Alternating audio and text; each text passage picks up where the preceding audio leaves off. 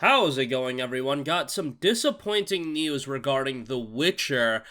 It has unfortunately been delayed. The upgrade, that is, for the PlayStation 5, Xbox Series, as well as PC.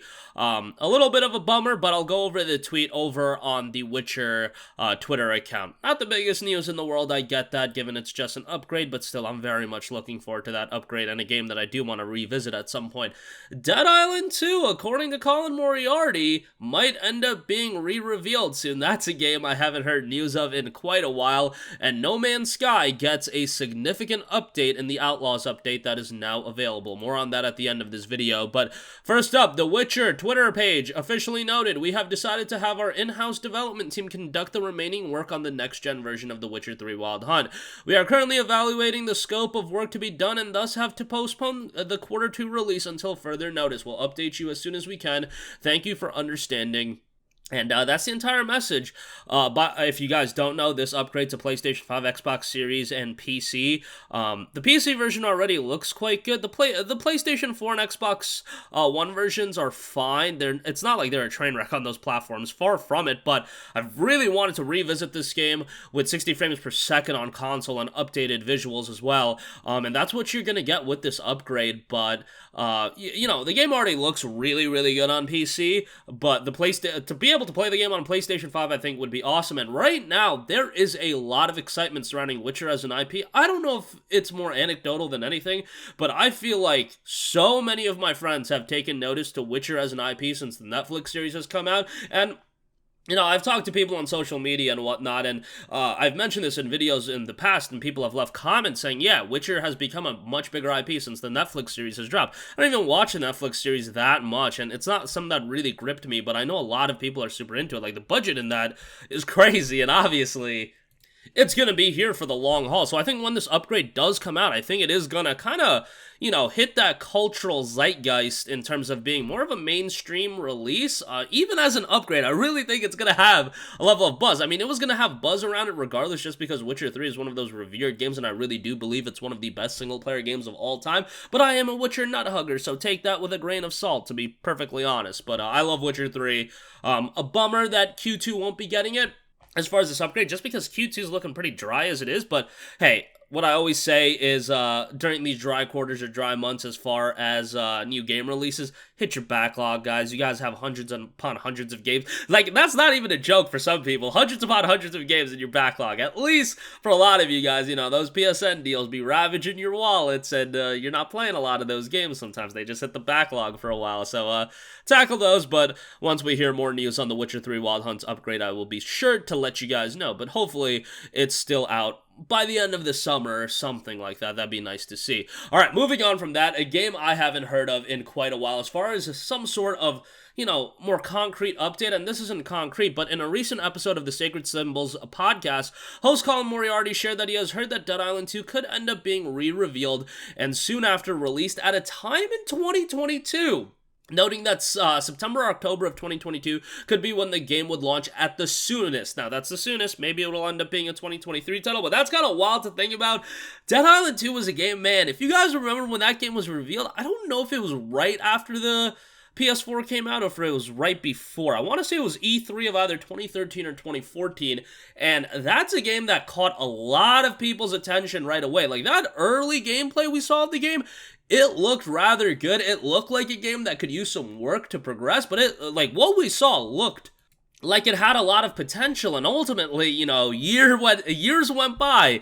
We saw Dead Island Definitive Edition being released and the Remastered Collection and all that kind of stuff, but Dead Island 2 never saw a release of that, and we were kept being told by Deep Silver, yo, the game is still in development. They have asserted over and over again, it's still in development, it's making progress, etc., etc., and I honestly just found that a little bit hard to believe after a while, just because, you know, by year 5, year 6, without a concrete update, you're just like, man, what is going on with this game?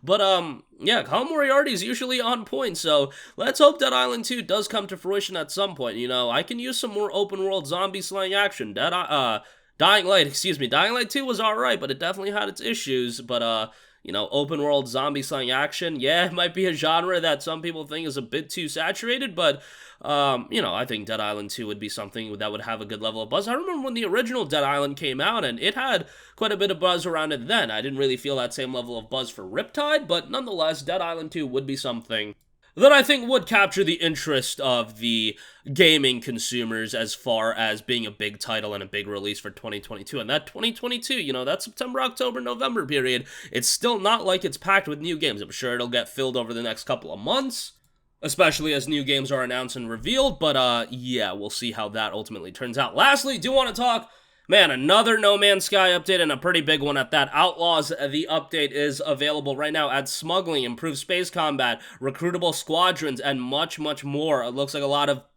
general improvements as well. Dramatic explosions, improved space combat, as I mentioned, squadron, ship cargo hold, manage and upgrade your wingmen, expanded starship fleets, cloth, space combat autopilot, the blighted expedition, under a rebel star. They got a Twitch campaign going on. There's a lot being added to this game, and it seems like Hello Games has been consistently on track and updating No Man's Sky and getting it to the point it's at that level that, maybe we had initially expected in 2016. It's still, at this point, it's not a game for everyone. I don't think everybody's going to jump into it and be completely captivated by the game. Bear in mind, I played it like a year ago. That was the last time I played it. It's just like these updates have been continuing to roll out. It's honestly not a bad idea to play No Man's Sky for a while, and then, once you get your fix out of it, put it on the shelf, delete it, or whatever you want to do with it, and then after a while, so many updates roll out that, a year later, 18 months later, you're getting a wealth of new content dropping into the game as well. Not a bad idea to go about it. Game is also on sale right now for $30 on the PlayStation Store. Really smart of Hello Games to be consistently doing this, where they are discounting the game right when a big update drops. So, $30 versus the $60 a lot of us spent when the game came out in August of 2016, and given the fact it's gone all of these updates and upgrades for free, mind you, pretty notable. It'll be interesting to see where Hello Games takes this game for the next, half decade or so, or a couple of years. Let's not even go half decade. And what other titles they have in development.